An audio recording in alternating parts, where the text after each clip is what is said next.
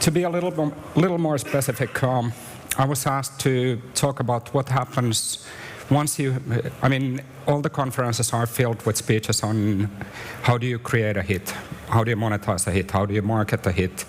But the bigger question is, once you finally get that one big elusive game, that one mega hit, what do you actually do after that? How do you build up from there? And I'm Petri Järvilehto. I'm the Chief Creative Officer, one of the co-founders at Seriously. And as a bit more introduction, I have been working in games about 20 years now. I was one of the early founders in a company called Remedy, working on games like Max Payne, Alan Wake, and similar. Then I joined a company called Rovio. I was leading the games unit through the incredible growth years of the birds, and now I'm building up Seriously, and we are off to a really good start with Best Fiends, which is clocking over 40 million downloads and starting to get to that nice big hit type of region. And recently I was also inducted into Pocket Gamer Hall of Fame, which warms even my jaded old heart, so that's very kind of them. And when I started approaching this subject, I started with the idea on let's call up a few friends and ask them also to share their experiences. So I called up Ilkka from Supercell, Niklas, who's the founder at Rovio, Johannes at Frogmind, they shipped Badlands and have won every possible design award and are doing insanely good, as well as Jarkko from Fingersoft, which is very well known from hill climb racing, and which has been a stunning hit as well. And throughout this, I'll be sharing some of their experiences as well. So the first thing is you finally ship the game, you're looking at the dashboards, and all of the graphs start going vertical. And it's an amazing feeling. It's something that you don't experience that many times in your career. So it's something that you should definitely enjoy. I mean, you're going to be in for one hell of a ride. Things are going to grow. You're going to grow. Nobody gets to operate in their comfort zones, and all eyes are going to be on you. I think Johannes was saying that for the first couple of weeks, they were just hitting refresh and watching those sales figures go up and up and up and feeling really good. And a bit later, they were like, actually, we should have been working. But it's okay to enjoy that feeling, because it's going to be, it is the point, one singular point that you have been working for, often for several years. But at the same time, it's only a beginning of a very long journey. That's the graph over there shows Minecraft from Google Trends, how it's developed through the last 6 years. And often those couple of months, nobody has really any idea how big things can get. And Ilkka was saying that prior to shipping Clash of Clans, the entire team went for a 1-month holiday, so that when they came back, they flipped the switch, launched the game, and everyone was super fresh. It's basically all that hard work doing the product, building up the game. That's a massive sprint. Once you get a hit, then a marathon begins, and you're going to run really hard for a really, really long time. And as is often the case, for example, with Pokemon Go, it's taken almost 10 years of work to get to the point where it becomes an overnight success. And in many of these cases, if you look at Angry Birds, if you look at any of the games Supercell is making, from the outside, they look effortless. Everything's just going their way. They're shipping a hit title after hit title, and it must be amazing. From the inside, you never really understand how hard people work, how intense it can be. At Rovio, we used to joke that one day at Rovio is equal to 7 days anywhere else. There was so many things happening every single day. And Nico talks a lot about the early days of Rovio, when there were just 9 people initially, and Angry Birds was something that that Rovio went after, it was built into a hit. Yes, there was a huge viral coefficient, but at the same time it was something where we were aggressively going after every single opportunity out there. We had, at the time, summer 2012, on Games Unit, the entire game studio was 40 people, and we had committed to more than 60 different projects. And it was fairly intense. With Max Payne back in the day, we spent 5 years building out that game. And it was 5 really long years of hard work, almost a year of crunch prior to shipping. And then suddenly it turned into a really big hit. And there's actually, I like to think that there's 2 different categories of hits. There's the mega hits, the viral phenomenons, if you look at something like Crossy Road or Flappy Bird or similar. And then there's the hits that are built, that are created, that are marketed. If you look at King and Candy Crush, people easily talk about Candy Crush went viral, but it's going viral because King is spending about $500 million in marketing per year. And at some point with, for example, Pokemon Go, you start hitting a region where people are playing Pokemon Go because people are playing Pokemon Go, and it starts a cycle of virality. The hard part about the hits that go viral is that it's really hard to replicate them. Often you don't even know why they're so successful. Whereas the other type that is marketed, that is built with product updates, is something that's much more controllable. And here's a good example. Minecraft for 6 years, Google Trends was growing for several years. Pokemon for 6 months, it's already declining strongly. At the same time, this is not to take anything away from Niantic, who have a massive, incredibly successful game. It's totally awesome, but it's also very hard to keep building that up once you go like mega viral, and then building up the product is challenging. And some of the things that change when you finally have a hit in your hands is that, most of all, you're not in pretty much every case, you're not prepared for it. You can't be prepared for it, because otherwise you'd be building a lot of really redundant stuff in advance.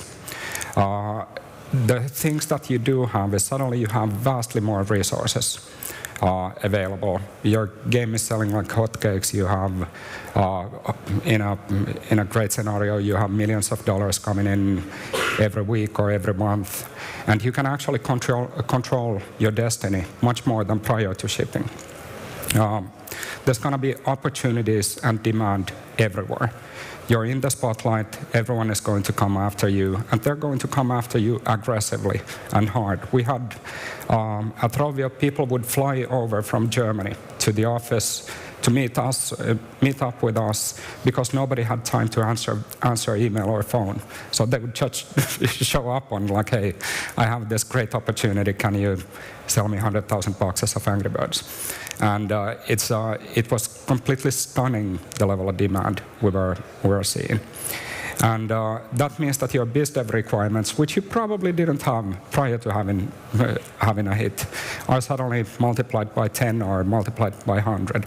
And getting a few experienced veterans at that point in is highly recommended.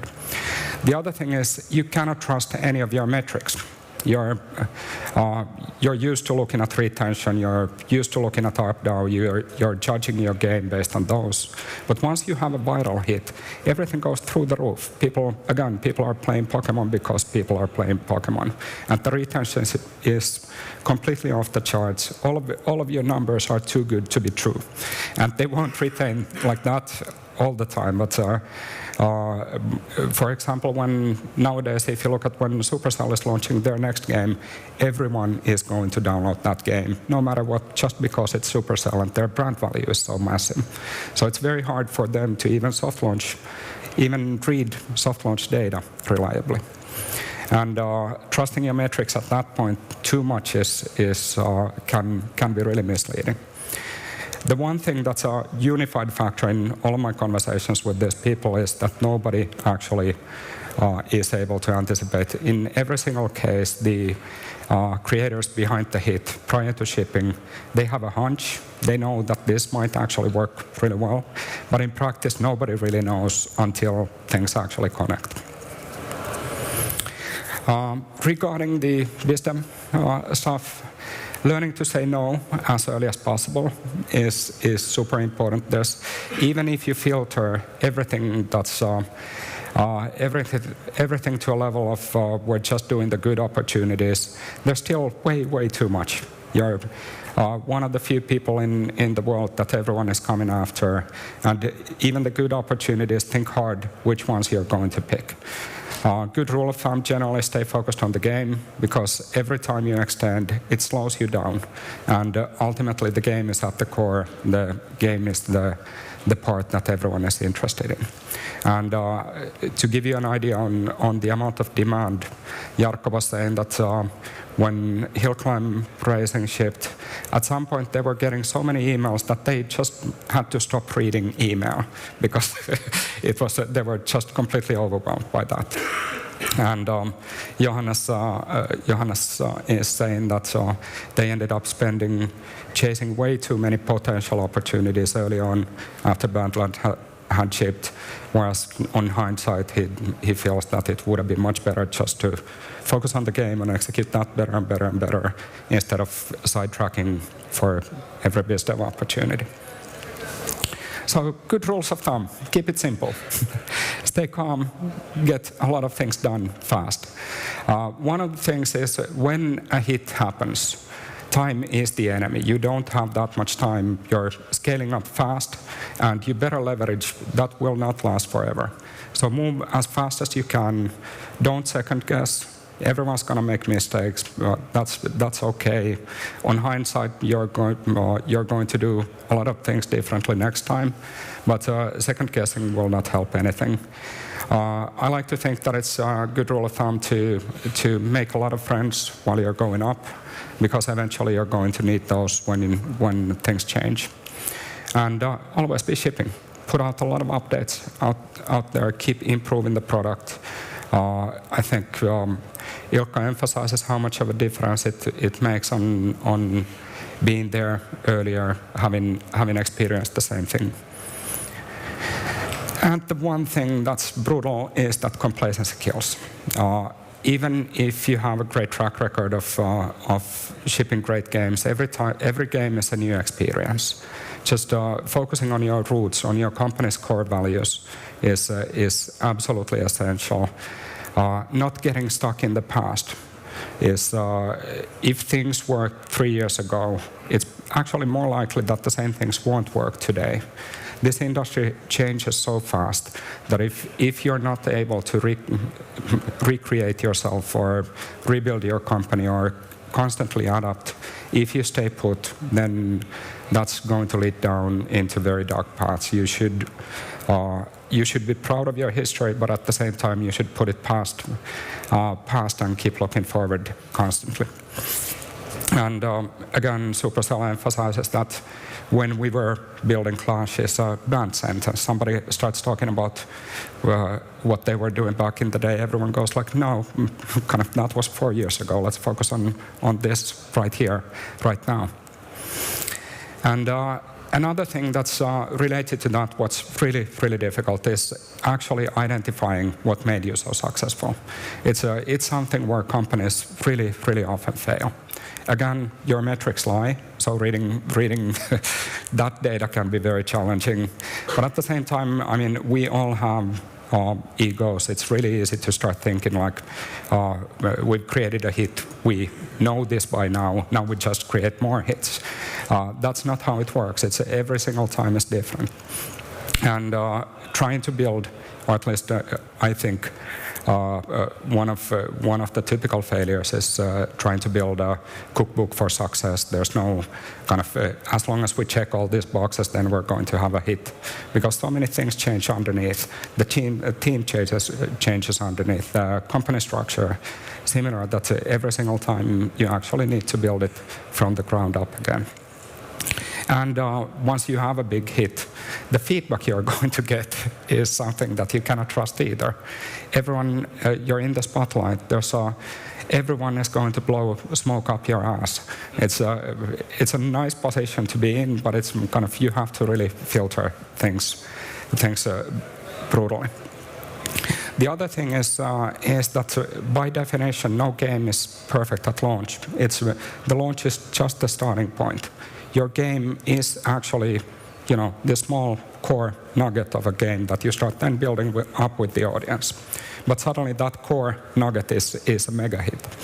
And that's a hard balance when you're trying to figure out, we have to improve the game, but is your work even actually improving the game?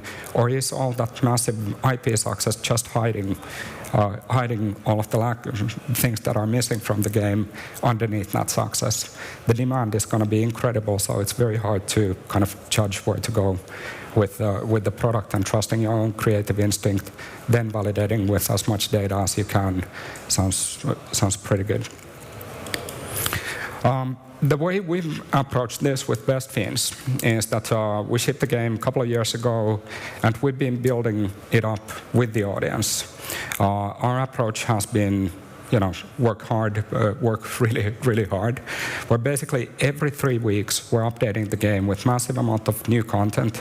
We have a team that's working 24/7 to build that up. We're analyzing, improving performance. We're making the game concretely more fun every single day. We have an approach where we link product and marketing. They work hand in hand together. So, for example, right now we're running a big campaign that's a gameplay campaign built around the treasure hunt, where some of the world's biggest YouTubers hide their symbols into the game, and then the audience can look up those symbols and basically hunt all the treasure. And if you find all of the treasure, you get a massive prize in the game. And it's something that our fans appreciate. They're having a great time. Our engagement is actually higher than it's ever been. We're clocking around 2.3 million DAU currently. And at the same time, it's something that gives the marketing great way of reaching out to YouTubers and working with them, and gives them a fresh new angle to actually build their videos. And we put a lot of effort into highly differentiating our marketing. We just recently launched the biggest marketing campaign we've ever done with Kate Walsh from Grey's Anatomy leading, and Rosanna Panzino and Joey Graceffa co-starring in a huge viral video called "Don't Download Best Fiends," in a bit of reverse marketing psychology thing. And that's connecting wonderfully. We got 6 million views in the first 5 days or something like that, and it's now starting to really grow. And we put a lot of effort into the IP itself. We actually spend far more time than what you ever see on the game or on the marketing, just building up the Best Fiends world, building up the characters, building a foundation that we can then ship several games out on, and keep improving and building up the Best Fiends property into a bigger and bigger thing. And one of the things that has been pretty central with us right from the start is also do the right thing. We worked with several charities, whether Malaria No More or Apps for Earth with Apple was a wonderful opportunity to raise money for good causes.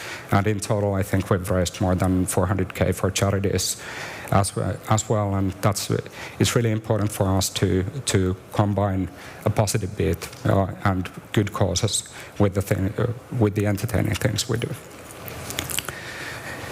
And then we get to the very difficult second album, which we're just about to ship, or next month, but anyway. One of the challenges after a hit is when you're starting to work on the next game. Your first game is, it's conquered the world. It's bigger than anything you imagined. Everyone loves that, and it's resonating really strongly. With your second game, you're starting from scratch. And at that point, comparing anything you do with the second game, just get everything that you've done and start again. If you could just put all of those experiences behind you and start playing the game from fresh again, that would be totally wonderful and highly recommended. And last but not least, once you have a good hit, it can also be a foundation that you can build into a long-term sustainable property. The big IPs can flourish for decades. If you look at something like Mario, they've been going for 40 or 50 years. So when you're hitting those dashboards, when everything goes vertical, at that point, think 5 years ahead. Think what you want to build long-term, and try to focus on that as early as possible. Thank you. Thank you.